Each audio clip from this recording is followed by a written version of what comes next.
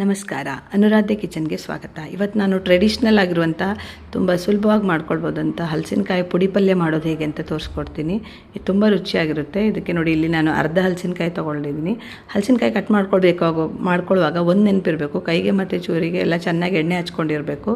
ಹಾಗೆ ಎಣ್ಣೆ ಹಚ್ಕೊಂಡಿದ್ರಿಂದ ಜಾರ್ತದೆ, ಸ್ವಲ್ಪ ಜಾಗ್ರತೆಯಿಂದನೂ ಕತ್ತರಿಸ್ಕೊಳ್ಬೇಕು. ಇದನ್ನು ಕಟ್ ಮಾಡುವಾಗ ಈ ಥರ ಬೊಂಡು ಮತ್ತು ಅದರದ್ದು ಇದು ಹೇಳ್ತಾರಲ್ಲ, ಸಿಪ್ಪೆ ಎಲ್ಲ ಇದನ್ನು ಮಾಡಿಕೊಂಡು ತಕ್ಕೊಂಡು ನೀಟಾಗಿ ಕಟ್ ಮಾಡ್ಕೊಳ್ಬೇಕು. ಹಲಸಿನಕಾಯಿ ತುಂಬ ಎಳೆತು ಸಹ ಇರಬಾರ್ದು, ಹಾಗಂತ ತುಂಬ ಬೆಳೆದಿರಬಾರ್ದು. ಸಣ್ಣಕ್ಕೆ ಈಗಿನ್ನು ಹದ ಸೊಳೆ ಬರಲಿಕ್ಕೆ ಶುರು ಆಗಿದ್ದಿದ್ರೆ ಅದು ತುಂಬ ರುಚಿಯಾಗಿರುತ್ತೆ. ಇಲ್ಲಿ ನೋಡ್ತಾ ಇರ್ಬೋದು ನೀವು ಹೇಗಿದೆ ಅಂತ. ಸೊ ಇದೇ ಥರ ಎಲ್ಲ ನಾನು ಅರ್ಧ ಹಲಸಿನಕಾಯ್ದೆಲ್ಲ ಸಿಪ್ಪೆ ತೆಗೆದು ನೀರಿಗೆ ಹಾಕ್ತಾಯಿದ್ದೀನಿ. ನೀರಿಗೆ ಹಾಕೋದ್ರಿಂದ ಅದರ ಬಣ್ಣ ಚೇಂಜ್ ಆಗೋದಿಲ್ಲ.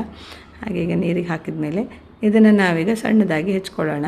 ಸ್ವಲ್ಪ ದೊಡ್ಡದಿದ್ದರೆ ಬಾಯಿಗೆ ಸಿಗುತ್ತೆ ಪಲ್ಯ ತಿನ್ನುವಾಗ, ಅದರ ಹೋಳುಗಳು. ಹಾಗಾಗಿ ಸ್ವಲ್ಪ ದೊಡ್ಡದಾಗಿ ಮೀಡಿಯಮ್ ಆಗಿ ಕಟ್ ಮಾಡ್ಕೊಂಡಿದ್ದೀನಿ.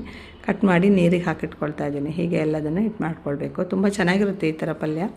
ಇದಕ್ಕೆ ನೀವೇನು ಮಾಡಬೇಕು, ಈಗ ಮಸಾಲೆ ಸಿಂಪಲ್ಲಾಗಿ ಅದಕ್ಕೆ ಸ್ವಲ್ಪ ತೆಂಗಿನ ತುರಿ ಹಾಕ್ಕೊಳ್ತಾ ಇದ್ದೀನಿ. ನೀವಿನ್ನು ಯಾವುದಾದ್ರು ಬೇರೆ ಟೈಪಲ್ಲಿ ಮಾಡ್ತಾಯಿದ್ರೆ ಕಮೆಂಟಲ್ಲಿ ತಿಳಿಸಿ ಪಲ್ಯನ. ನಾವೀಗೆ ಸಿಂಪಲ್ಲಾಗಿ ಮಾಡೋದು. ಇದಕ್ಕೆ ಒಂದು 5 ಬೆಳ್ಳುಳ್ಳಿ ಹೆಸಳು ಹಾಕ್ತಾಯಿದ್ದೀನಿ. ಹಾಗೆ ಒಂದು 5 ಬ್ಯಾಡಗಿ ಮೆಣಸು. ಖಾರ ಜಾಸ್ತಿ ಬೇಕಂದವರು ಗುಂಟೂರು ಸಹ ಹಾಕ್ಕೊಳ್ಬೋದು. ಇದನ್ನು ತರಿತರಿಯಾಗಿ ನೀರು ಹಾಕದೆ ರುಬ್ಕೊಳ್ಬೇಕು.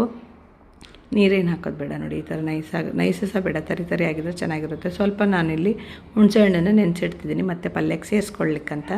ಹಾಗೆ ಈಗ ಒಂದು ಬಾಣಲೆಯಲ್ಲಿ ನಾನು ಪಾತ್ರೆಗೆ 2 ಸ್ಪೂನ್ ಆಗೋಷ್ಟು ತೆಂಗಿನೆಣ್ಣೆ ಹಾಕಿದ್ದೀನಿ. ತೆಂಗಿನೆಣ್ಣೆ ಹಾಕೋ ಕ್ಲಿಪ್ ಮಿಸ್ ಆಗಿದೆ, ಸಾರಿ. ಸೊ ಇಲ್ಲಿ ಅದಕ್ಕೆ ಆದ ತಕ್ಷಣ ಒಂದು ಅರ್ಧ ಸ್ಪೂನ್ ಆಗೋಷ್ಟು ಸಾಸಿವೆ. ಅದು ಚಟ್ಪಟ ಅಂದ ತಕ್ಷಣ ಒಂದು ಸ್ವಲ್ಪ ಅರ್ಧ ಸ್ಪೂನ್ ಉದ್ದಿನಬೇಳೆ, ಅರ್ಧ ಸ್ಪೂನ್ ಕಡಲೆಬೇಳೆ ಎರಡನ್ನೂ ಹಾಕಿ ನೀಟಾಗಿ ಫ್ರೈ ಮಾಡ್ಕೊಳ್ಳಿ. ಅದು ಸ್ವಲ್ಪ ಕಲರ್ ಚೇಂಜ್ ಆಗಬೇಕು, ಹೊಂಬಣ್ಣ ಬರೋ ತನಕ. ಚೇಂಜ್ ಆದಮೇಲೆ ಇದಕ್ಕೆ ನಾವೀಗ ಸ್ವಲ್ಪ ಕರಿಬೇವು ಸೊಪ್ಪು ಹಾಕಿ ಹುರ್ಕೊಳ್ಳೋಣ. ಆಮೇಲೆ ಅದು ಚಟ್ಪಟ ಅಂದಮೇಲೆ ನಾನು ನೆನೆಸಿಟ್ಟಂಥ ಎಲ್ಲ ಹಲಸಿನಕಾಯಿನ ಇದಕ್ಕೆ ಸೇರಿಸ್ತಾ ಇದ್ದೀನಿ.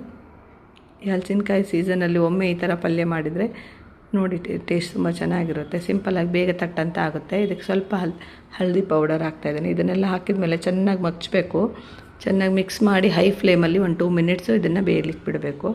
ಒಂದು 2 ಮಿನಿಟ್ಸ್ ಆದಮೇಲೆ ಈಗ ಒಂದು ಕುದಿ ಬರಲಿಕ್ಕೆ ಶುರು ಆಗಿದೆ. ಈಗ ನಾನು ನೆನೆಸಿಟ್ಟಂಥ ಹುಣಸೆ ಹಣ್ಣಿದೆಯಲ್ಲ, ಅದನ್ನು ಕಿವುಚಿ ಅದರ ರಸನೆಲ್ಲ ಇದಕ್ಕೆ ಹಾಕ್ತಾಯಿದ್ದೀನಿ. ಇಷ್ಟೇ ನೀರು ಸಾಕು, ಎಕ್ಸ್ಟ್ರಾ ನೀರೇನು ಇದಕ್ಕೆ ಹಾಕೋದು ಬೇಡ. ಡ್ರೈ ಪಲ್ಯ ಆಗಿರೋದ್ರಿಂದ ರುಚಿಗೆ ತಕ್ಕಷ್ಟು ಉಪ್ಪು ಮತ್ತು ಬೆಲ್ಲ ಎರಡನ್ನೂ ಸೇರಿಸ್ಕೊಳ್ಳಿ.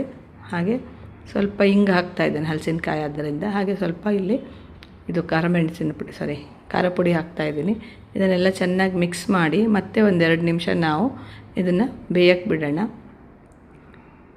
ಈ ಥರ ಬಿಟ್ಟ ಮೇಲೆ ಲಾಸ್ಟಿಗೆ ನೋಡಿ ಈಗ ಬೆಂದಿದೆ ಇದು.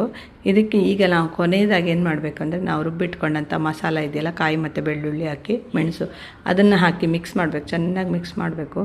ಇದನ್ನು ಬೆಳ್ಳುಳ್ಳಿ ಹಾಕೋದ್ರಿಂದ ಇದು ಘಮ ಅಂತ ಚೆನ್ನಾಗಿರುತ್ತೆ, ಪರಿಮಳನೂ ಚೆನ್ನಾಗಿರುತ್ತೆ, ಟೇಸ್ಟು ಸಖತ್ತಾಗಿ ಬರುತ್ತೆ. ಹಲಸಿನಕಾಯಿ ಆಗೋದ್ರಿಂದ ಬೆಳ್ಳುಳ್ಳಿ ಹಾಕಿದರೆ ಒಳ್ಳೆಯದು.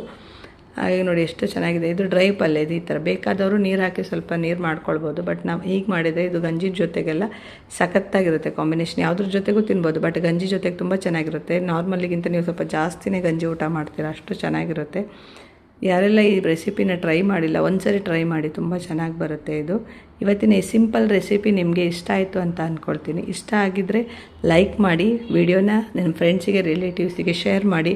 ಒಮ್ಮೆ ಸೇವ್ ಮಾಡ್ಕೊಂಡು ಈ ಥರ ಟ್ರೈ ಮಾಡಿ ನೋಡಿ. ಹಾಗೆ ಯಾರೆಲ್ಲ ನನ್ನ ಚಾನಲನ್ನು ಸಬ್ಸ್ಕ್ರೈಬ್ ಮಾಡ್ಕೊಳ್ಳಿಲ್ಲ, ಬೇಗ ಸಬ್ಸ್ಕ್ರೈಬ್ ಮಾಡ್ಕೊಳ್ಳಿ. ಹಾಗೆ ಒಂದು ಲೈಕನ್ನು ಕೊಡಿ. ಎಲ್ರಿಗೂ ಒಳ್ಳೆಯದಾಗಲಿ. ಶುಭ ದಿನ.